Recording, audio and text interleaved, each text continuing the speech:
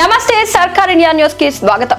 తిరువూరు నియోజకవర్గ శాసనసభ్యులు Kolikapudi Srinivasarao EAMCET paper leak, NEET పరీక్ష పేపర్ లీక్ విషయాన్ని ప్రస్తావిస్తూ వాట్సాప్ స్టేటస్ గా పెట్టిన పోస్ట్ ఏపీ తెలంగాణ యువతీ యువకులలో చర్చగా మారింది. నీట్ పేపర్ లీక్ విషయంలో దేశంలో అన్ని రాష్ట్రాలలో యువతీ యువకులు స్పందిస్తున్న నేపథ్యంలో బీజేపీ భాగస్వామ్యంలో ఉన్న టీడీపీ, జనసేన పార్టీలు ఏపీలో కూటమిగా కొనసాగుతున్న తరుణంలో శాసనసభ్యులు కొలికపూడి పెట్టిన స్టేటస్ విషయంలో పలు ప్రశ్నలు ఉత్పన్నమవుతున్న నేపథ్యం. నిరుద్యోగ యువతీ యువకుల స్పందనేంటి, కూటమి పార్టీల స్పందనేంటి? సర్కార్ ఇండియా న్యూస్ ప్రత్యేక వార్తా కథనాన్ని వీక్షించండి. నమస్తే, నేను మీ పెద్దవరం సత్యనారాయణ. తిరువూరు నియోజకవర్గ శాసనసభ్యులు కొలికపూడి గారు వివాదాస్పదుడా లేదు వివాదరహితుడా అనేది ఇవాళ తటస్థ ఓటర్ల నుండి వస్తున్న ప్రశ్న. ఈ ప్రశ్న ఉత్పన్నం కావడానికి కారణం ఏంటి అంటే, గత 2 రోజుల క్రితం వాట్సాప్ స్టేటస్గా కొలికపూడి గారు పెట్టినటువంటి ఒక స్టేటస్ ఇవాళ చర్చనీయాంశంగా మారిన నేపథ్యం.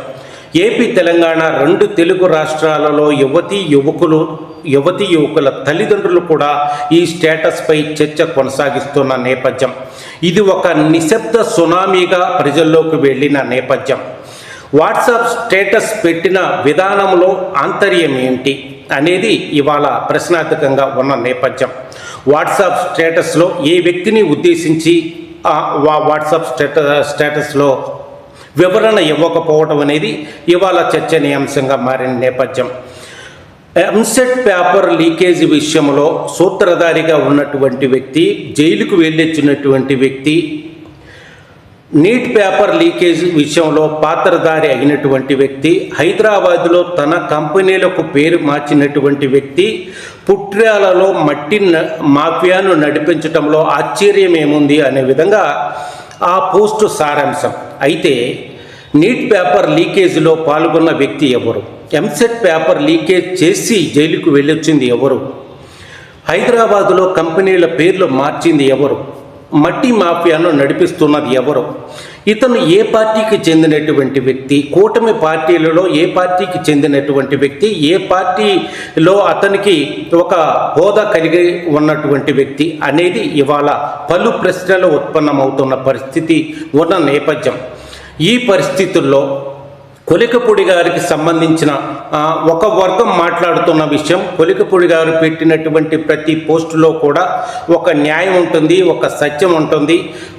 దానిని సత్యం, న్యాయం ఉంటుంది కాబట్టి అతను ఒక పోస్ట్ కానీ, ఒక ప్రెస్ మీట్ పెట్టడం కానీ, సమూహంలో మాట్లాడటం కానీ, అతను మాట్లాడే దానిలో వాస్తవం ఉంటుంది అనే విధంగా కొలికపూడి గారు వివాద రహితుడు అనే విధంగా వారు మాట్లాడుతున్న పరిస్థితి ఉన్న నేపథ్యం.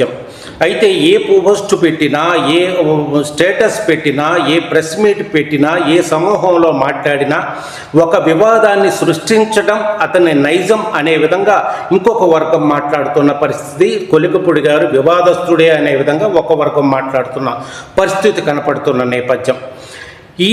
ఈ వర్గాల విషయానికి వచ్చే వరకు ఒక వర్గం ఒక రకంగాను, ఇంకో వర్గంగాను చెప్తున్న నేపథ్యంలో ఇవాళ కొలికపూడి గారు కొన్ని విషయాలను తను ఎమ్మెల్యేగా నియోజకవర్గంలో అయిన దగ్గర నుండి కూడా కొన్ని కూటమి ప్రభుత్వానికి, తన పార్టీకి కూడా ఇబ్బంది కలిగే, పరోక్షంగా కానీ ప్రత్యక్షంగా కానీ ఇబ్బంది కలిగే అంశాలు ఉన్నా కానీ తనదైన శైలిలో ప్రశ్నించిన పరిస్థితులు ఉన్న నేపథ్యం.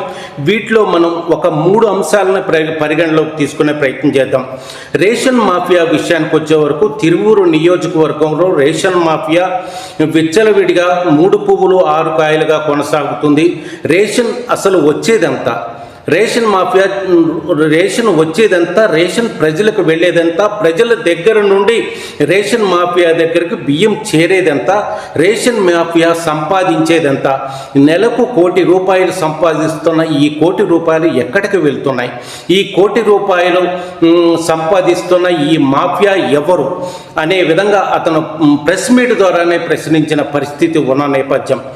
ఈ 1 కోటి రూపాయలు రేషన్ మాఫియా ద్వారా నెల సంపాదిస్తున్న వ్యక్తిపై ఎటువంటి చర్యలు ఉన్నాయి అనే విధంగా ఎవరి జేబుల్లోకి వెళ్తున్నాయి అనే విధంగా అతను కొలికిపూడి గారు ప్రెస్ మీట్ ద్వారా మాట్లాడిన నేపథ్యం. కొలికిపూడి గారు నియోజకవర్గ ఎమ్మెల్యేగా ఉండి రేషన్ మాఫియాను బయటికి తీసుకువచ్చిన నేపథ్యంలో అసలు నియోజకవర్గానికి వచ్చే రేషన్ ఎంత, దళారీ చేతుల్లోకి పోయేది ఎంత, వారు సంపాదిస్తున్నది ఎంత అనే విధంగా వివరాలతో సహా చెప్పిన నేపథ్యంలో అధికార యంత్రాంగం ఎంతవరకు చర్యలు తీసుకున్నారు, ఎంతవరకు రేషన్ మాఫియాను కట్టడి చేశారు అనేది ప్రశ్నార్థకమే. రెండో విషయానికి వచ్చే వరకు మద్యం షాపుల విషయానికి వచ్చే వరకు తిరువూరు పట్టణంలో ప్రధాన కూడళ్లలో ఉన్నటువంటి మద్యం షాపులను మార్చాలి అనే విధంగా ఒక ఫ్యాక్టరీ సెంటర్ కావచ్చు, బైపాస్ రోడ్డు కావచ్చు, ఇంకా మిగతా చోట్ల కావచ్చు, ప్రధాన కూడళ్లలో మహిళలకు ఇబ్బంది కలిగే విధంగా, విద్యార్థులకు ఇబ్బంది కలిగే విధంగా, దేవాలయాలకు దగ్గరలో ఉన్న నేపథ్యంలో వీటిని మార్చాలి అనే విధంగా ఒక విషయాన్ని తీసుకొచ్చినటువంటి వ్యక్తి కూడా కొలికిపూడి గారే. అయితే ఆ మద్యం షాపులు ఎంతవరకు మారాయి, ఎంతవరకు దూరంగా వెళ్ళాయి అనేది కూడా ప్రశ్నార్థకమే. అయితే మూడో విషయానికి వచ్చే వరకు బెల్ట్ షాపులు, తిరువూరు నియోజకవర్గంలో బెల్ట్ షాపులపై స్వయాన ఒక ఎమ్మెల్యే అయినటువంటి వ్యక్తి బెల్ట్ షాపుల దగ్గరకు వెళ్ళి బెల్ట్ షాపుల్లో ఉన్నటువంటి మద్యాన్ని పట్టుకొని ఈ విధంగా బెల్ట్ షాపులు నడుస్తున్నాయి, ముఖ్యమంత్రి చంద్రబాబు నాయుడు గారు బెల్ట్ షాపులు ఉంటే తాట తీస్తామని చెప్తున్న నేపథ్యంలో బెల్ట్ షాపులు నడుపుతున్న ఈ వైనాన్ని ఇది కరెక్ట్ కాదు అనే విధంగా మాట్లాడిన నేపథ్యం. తిరువూరు మండలంలో ఎన్ని బెల్ట్ షాపులు, తిరువూరు పట్టణంలో ఎన్ని బెల్ట్ షాపులు ఉన్నాయి, తిరువూరు మండలంలో ఎన్ని బెల్ట్ షాపులు ఉన్నాయి, గంపలగూడెం మండలంలో ఎన్ని బెల్ట్ షాపులు ఉన్నాయి, వెస్తన్నపేట మండలంలో ఎన్ని బెల్ట్ షాపులు ఉన్నాయి, అదేవిధంగా ఏకుండూరు మండలంలో ఎన్ని బెల్ట్ షాపులు ఉన్నాయి అనే లెక్కను పూర్తిగా ఆనాడే చెప్పిన పరిస్థితి ఉన్న నేపథ్యం. ఇప్పుడు ఆ బెల్ట్ షాపులు ఊరికి 2 అయినాయా, 3 అయినాయా, 4 అయినాయా అనేది ఇవాళ సమాజానికి తెలిసిన విషయమే. ప్రతిపక్ష పార్టీ కూడా దీన్ని బెల్ట్ షాపులు విచ్చలవిడిగా పెరిగిపోయినాయి అని ప్రతిపక్ష పార్టీ కూడా విమర్శిస్తున్న పరిస్థితి ఉన్న నేపథ్యం. ఈ విమర్శ ప్రతిపక్ష పార్టీ ఇప్పుడు విమర్శ చేస్తుంటే గతంలోనే బెల్ట్ షాపులపై స్పందించినటువంటి ప్రజల పక్షాన, మహిళల పక్షాన స్పందించినటువంటి వ్యక్తి కొలికిపూడి గారు అనే విధంగా మనం చెప్పుకోవచ్చు. దానిలో సందేహం కూడా లేని విషయమే. అయితే ఇదే విషయం కాకుండా అతను లేవనెత్తిన అంశాలు చాలా ఉన్న నేపథ్యంలో కొన్నిటినే మనం ప్రస్తావించుకునే ప్రయత్నం చేద్దాం. మట్టి మాఫియాపై అతను స్పందించిన పరిస్థితి ఉంది, పేకాటపై స్పందించిన పరిస్థితి ఉంది, ఇసుకపై స్పందించిన పరిస్థితి ఉంది, డ్రగ్స్పై స్పందించిన పరిస్థితి ఉంది, రైతుల విషయానికి వచ్చే వరకు గిట్టుబాటు ధర విషయంలో స్పందించిన పరిస్థితి ఉంది, రోడ్లు ఆక్రమించి, ప్రభుత్వ భూమిని ఆక్రమించి వ్యాపారాలు చేసుకుంటున్న వారిపై అతను స్పందించిన పరిస్థితి ఉంది. అనేక రకాల ఇవి కొన్ని మాత్రమే మనం చెప్పుకుంటున్న పరిస్థితి ఉన్న నేపథ్యం. అయితే ఇవన్నీ కూడా ఒక ప్రభుత్వంలో ఒక ఎమ్మెల్యేగా, ఒక నియోజకవర్గానికి ఎమ్మెల్యేగా ఉండి ఒక ప్రభుత్వంలో కొనసాగుతున్నటువంటి వ్యక్తి, అధికారంలో ఉన్నటువంటి వ్యక్తి ఈ లోపాలను ఎత్తి చూపడం అనేది కూటమి ప్రభుత్వానికి, తన పార్టీకి ఇబ్బంది కలిగే అంశమే అయినా అతను ప్రస్తావించిన పరిస్థితుల్లో ఉన్న నేపథ్యం, వాటిని బయటికి తీసుకువచ్చిన నేపథ్యం. అయితే ఇదే తరుణంలో ఇవాళ ఇప్పుడు మనం మాట్లాడుకునే విషయం వాట్సాప్ స్టేటస్లో పెట్టినటువంటి విషయం. దేశవ్యాప్తంగా కూడా నీట్ పరీక్ష విషయంలో యువతీ యువకులు ఉద్యమాన్ని చేస్తున్న నేపథ్యంలో విద్యాశాఖ మంత్రి ధర్మేంద్ర ప్రధాన్ రాజీనామా చేసే వరకు వెళ్ళిన నేపథ్యంలో హైదరాబాద్ లాంటి చోట కానీ ప్రతి చోట, ప్రతి రాష్ట్రంలో, ప్రతి పట్టణాల్లో కూడా యువతీ యువకులు ఉద్యమం చేస్తున్న పరిస్థితి ఉన్న నేపథ్యం.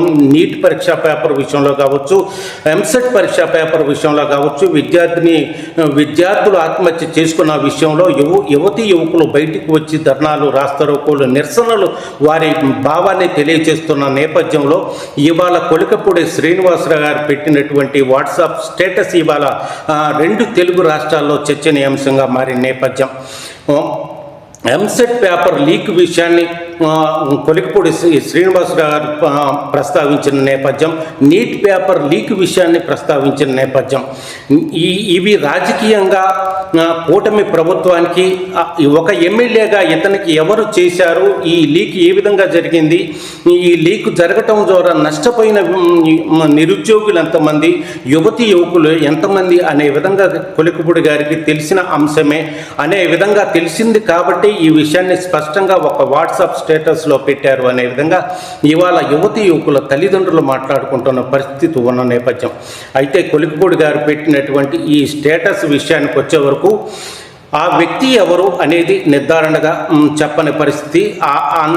మర్మగర్భంగా ఒక స్టేటస్ను పెట్టి ప్రజలే అర్థం చేసుకోండి, విద్యార్థులే అర్థం చేసుకోండి, విద్యార్థుల తల్లిదండ్రులే అర్థం చేసుకోండి అనే విధంగా ఒక ప్రశ్నను సమాజం మీదకి, ప్రజల మీదకి కొలికిపూడి గారు వదిలిన నేపథ్యం.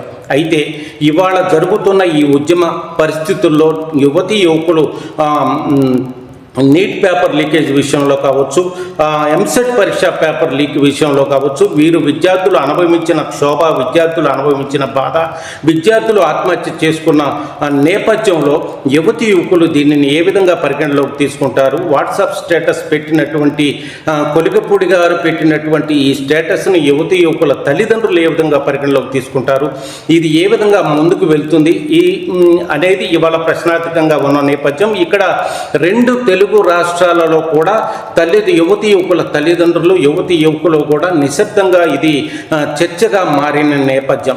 అయితే బీజేపీకి అనుకూలంగా నడుస్తున్నటువంటి ఈ కూటమిలో ఉన్నటువంటి రెండు పార్టీలు కూడా విద్యార్థులకు అనుకూలంగా మాట్లాడుతున్న పరిస్థితి కనపడిన నేపథ్యంలో ఇవాళ కొలికిపూడి గారు పెట్టినటువంటి వాట్సాప్ స్టేటస్ ఇవాళ చర్చనీయాంశంగా మారిన నేపథ్యం.